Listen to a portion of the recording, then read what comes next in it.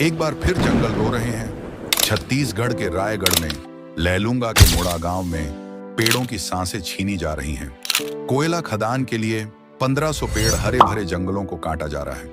इन जंगलों में सिर्फ पेड़ नहीं है, यहाँ आदिवासियों सैकड़ों जीव जंतु का निवास है।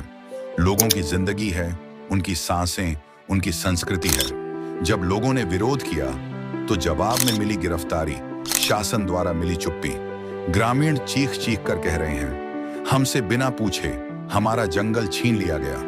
ना कोई ग्राम सभा, ना कोई सहमति।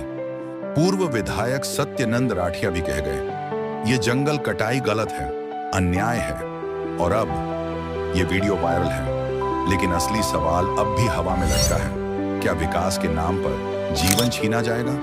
क्या पेड़ों की चीख कभी कोई सुनेगा? आपका इस विषय पर क्या कहना है? कमेंट करें और वीडियो को शेयर करें।